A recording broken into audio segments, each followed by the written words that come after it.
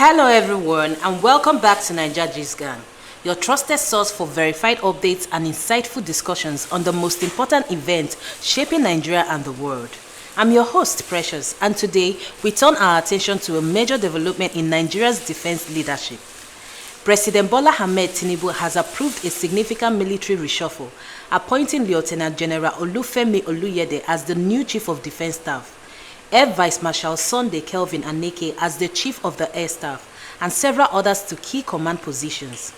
According to reliable sources, more than 50 senior officers are affected by this restructuring, which is aimed at strengthening national security and improving coordination with the armed forces amid ongoing threats across the country. This move signals a renewed focus on strategic defense and operational efficiency under the Tinubu administration. Stay with us as we break down what this reshuffle means for Nigeria's security landscape and hear reactions from key stakeholders.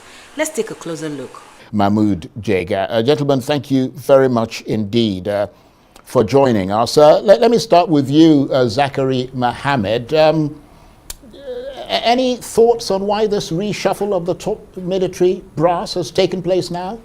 Yeah, as a student of defense and security studies, I just know that Mr. President is within his behest to hire and fire. And of course, I'm sure he's not unconnected with the recent news we're hearing that some senior officers were involved in, they were actually not satisfied with the run of things, and of course they said there was a coup. So it's all connected with that. That's, I mean, every administration wants to do self-preservation, and I'm sure that in that direction, the president decides to at least reshuffle his security team so that he can face the challenges ahead. Right. Okay. Let me come to you, Mahmud Jega. Is there any way that we can objectively say that this Tinubu administration's fight against insecurity has been a success? And to that extent, how do we relate that to this reshuffle of the top military brass? Well, you see, this change that the president has done after 2.5 years in office at least corrects one issue when the public was complaining during the Buhari regime that he did not change service chiefs for so many years, and that caused stagnation, and so many courses below the service chiefs had to retire without realizing their own career fulfillment. So this one at least corrects that impression. Even though when you think about it, the president also extended the tenure of, for example, the Controller General of Customs, the Inspector General of Police, and only yesterday the Surveyor General of the Federation. And you would have thought that the same principle applies, because those extensions will cause some officers to reach retirement age without. But the most striking feature is that these changes came just when, in the last 1 week, there have been all these rumors about a possible coup. Defense headquarters denied it and said the officers they committed some misconduct and are going to face court-martial. But unfortunately, in the minds of most Nigerians, these changes kind of confirm that, yes, something must have been seriously amiss for the service chiefs to be swept aside, and even retaining the Chief of Defense Intelligence, because the reports we had were that he was central to the arrest of these officers and investigation and possible prosecution. So possibly the presidency is happy with the role he played and is still playing, but is not happy with the role some of the other service chiefs, maybe the Chief of Defense Staff, played, and that's why there have been changes. But all these are at the level of speculation. But the timing certainly reinforces some of the rumors of the last 1 week. Right. Okay. Thanks for that. I don't know if we've got Mr. Nwagwu. Right, he's in our off-site studio and we're trying to see if we can hook him up. But let me come back to you then, Mr. Mohammed, because in the context of what Mr. Jega was just saying, this decision to remove the Chief of Defense Staff and other service chiefs is heavy with significance. Well, while you don't have to, yes, of course, like Jega said, it's the realm of, it has fortified the rumor mills more on exactly what is happening, even though the defense headquarters have gone to deny which is, of course, is usual with government in these parts of the world. But the truth of the matter is that why didn't it happen a year ago?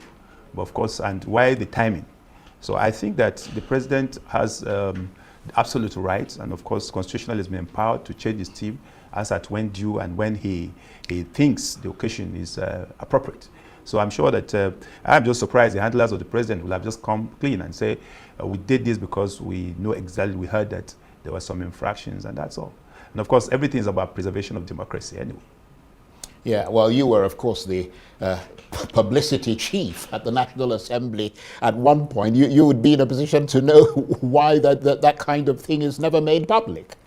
Well, Charles, I don't speak for government, so I know you don't, but at one point you did. Yeah, I speak for the understand. National I Assembly. understand. Sometimes, of course, it's just floor management. Of course, talked about audience management, and of course, maybe that's exactly why they decide to do that. But I would have just, if I were in their position, is just to let not every detail will be left out, but of course, you will just bring out the silent points. And of course, Nigerians are very intelligent people, and that whatever you do, you should be sure that some Nigerians are some steps ahead of us. Right. Okay, let me go to our off-site studio and hope that Mr.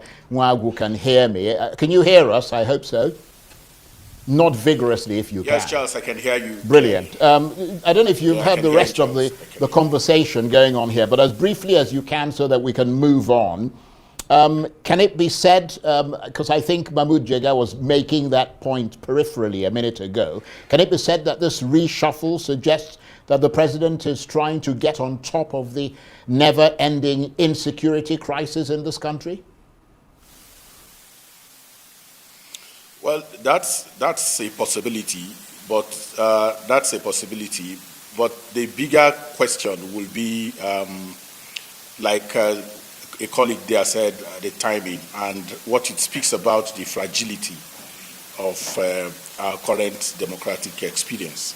The scare that unveiled last week, and then the reshufflement that we have seen currently, points to the fact that there is something unsettling, clearly unsettling around government and the challenges of governance that the country currently faces. But whether these changes will nip all of that in the bud, only time will tell. There are not exactly new people in the saddle. Most of these, the appointees and the ones that are there are actually people who have played or currently playing one role or the other. They didn't come from outside. In some sense, these are top military security brass themselves. So they need to come to the saddle and see what they bring to the table. But I think it is about self-preservation. I think it is much more also about how to ensure that the regime continues to stay as much as it wants to. But clearly, it's a test to the fragility of our current democracy. We have Salihu Dantatai, security expert. Thank you very much for joining us on Newsnight. Thank you very much. Good evening to you all. Good evening. Good evening. First off, did you expect this, reshuffle? Is it a reshuffle? Is it actually a removal? Except, of course, for the Chief of Army Staff, who's now deployed to as Chief of Defense Staff. What do you think, or what factors could have contributed to the service chief's removal? Because we heard from the president in that signed document that this is to further strengthen Nigeria's national security architecture. What's your understanding of this? Well, in the first place, no one expected it. Right. It came as a surprise. Then going beyond that, Mr. President is the president and commander-in-chief. And at any time, he has the constitutional right to relieve whoever he feels, whether service chiefs, Inspector General of Police, Director General DSS, NIA, even extending to heads of paramilitary agencies. And world over, this is the practice. Once you appoint service chiefs, particularly when you are facing insecurity, if you are not getting the reason for why you appointed them, you relieve them and allow other ones to go.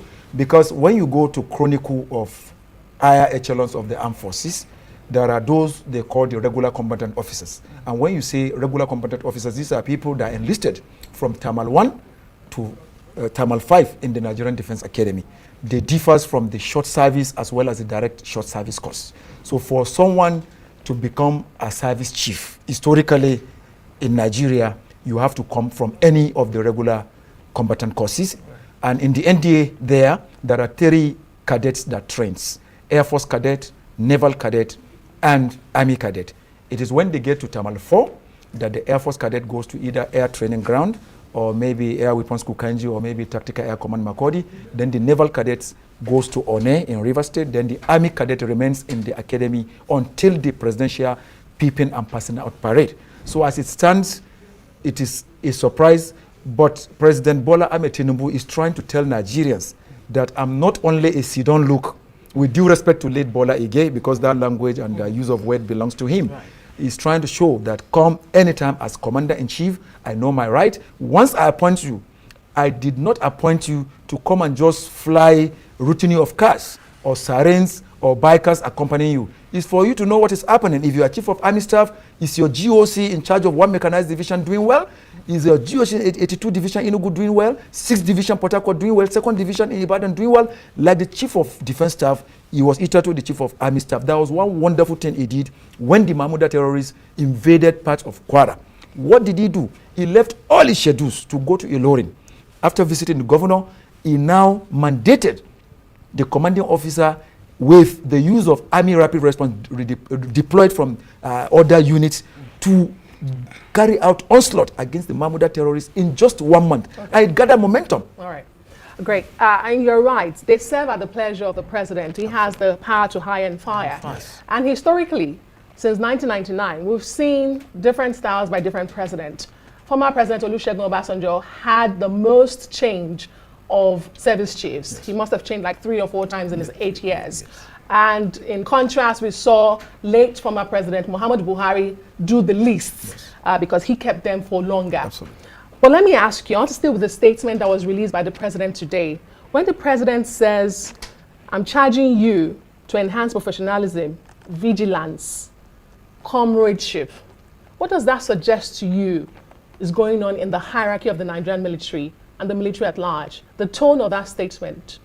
Don't forget of recent, there was a coup according to allegations. Attempted coup. Attempted coup. Right. Attempted coup. Mm-hmm. That was why I put in the word allegation. Yes. There were contrary opinions. There and then statement emanated from defense headquarters. That there wasn't any coup. Mm-hmm. We later got some reports in some tabloids that so coup, attempted coup, actually did this and that. Initially they said led by a brigadier general, later lieutenant colonel, and this and that. I think that particular rumor, whether it is true or not, only God can tell, made the president who said they needed to be vigilant because no smoke without fire.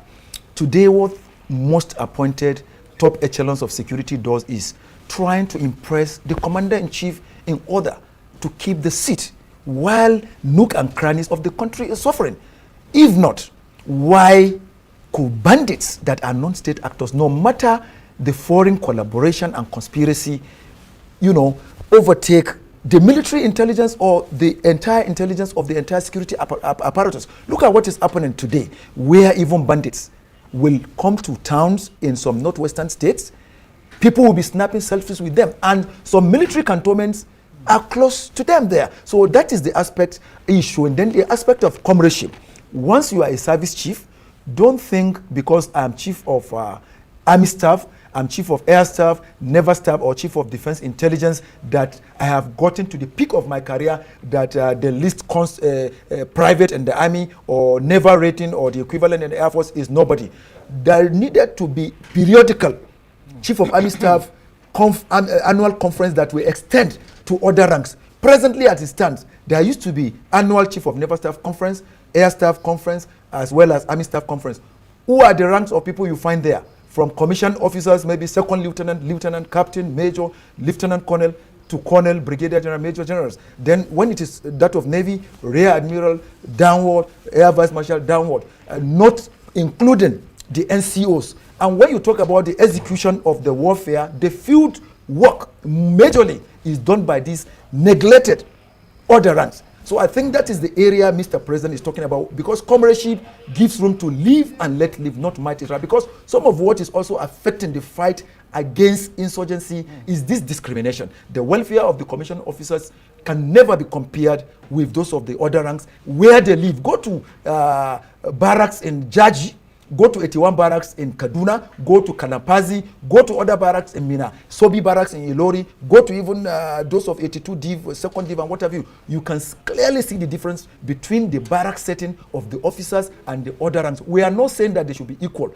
but at least let them feel sense of belonging. It was during former So that comradeship it seems to be missing, and the president had to underscore that point. But now, well, Nigerians are divided about this, removal of service chiefs. Some are saying there's a need for institutional memory. This group, this set that's just been removed, have been there for like 2 years. Yes. How does this, what are the implications, number one, for the war on terror and insecurity in general? How can the terrorism, war be strengthened with this? This is a new set of, service chiefs. There's going to be a learning process and all of that. And on the other hand, again, Nigerians are saying, how will this impact on national security as a whole with this new set?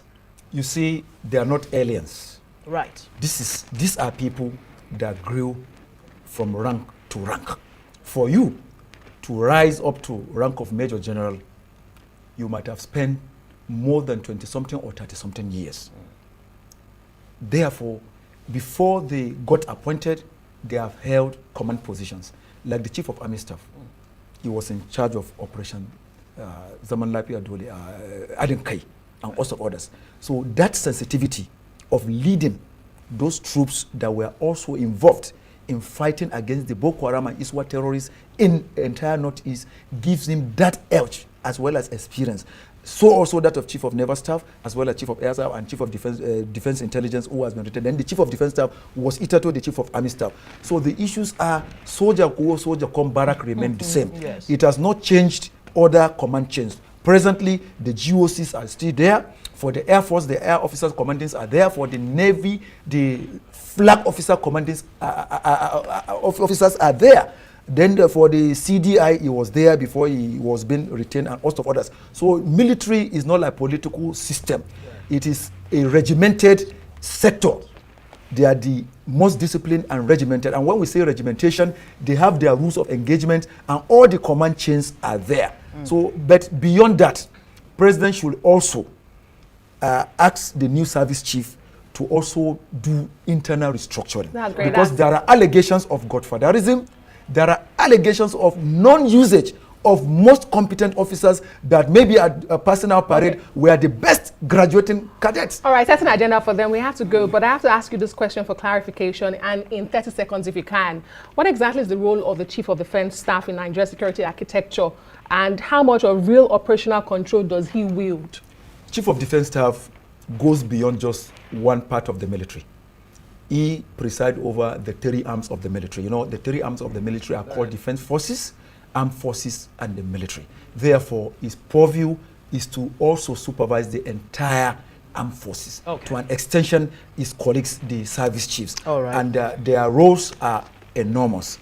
That is why after the Minister of Defense, who is appointed as a civilian, the man that controls an old brief for the President and Commander-in-Chief among the defense representation is the CDS. Thank you so much for that clarification. Today on Naija Gist Gang, we examine the recent reshuffle of Nigeria's top military leadership and the broader implications for national security and governance. In an exclusive interview with Arise News, political and security analysts Mahmud Jega, Zachary Mohammed, and Zikora Nwagwu offered in-depth perspectives on the timing, intent, and possible consequences of President Bola Ahmed Tinubu's decision to appoint new service chiefs. Their decisions highlighted several key points. Firstly, while the president's authority to reconstitute the military command structure is constitutionally clear, the timing of this move, coming amid rumors of internal discontent and alleged coup plot, has raised questions about stability within the armed forces. Secondly, analysts agreed that the reshuffle might reflect both a response to security challenges and an act of political self-preservation as the administration seeks to reassert control and renew public confidence in its security strategy. Finally, the conversation touched on broader democratic concerns, particularly the fragility of Nigeria's political institutions and the urgent need for transparent communications from government officials to maintain public trust. From a broader perspective, this development signals the Tinubu administration's recognitions that restoring discipline, loyalty, and operational effectiveness within the military is essential to addressing Nigeria's enduring security crisis.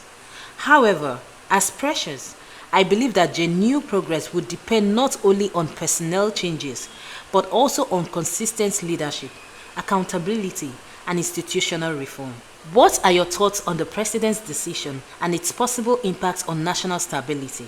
Share your views in the comments below. We do love to hear from you.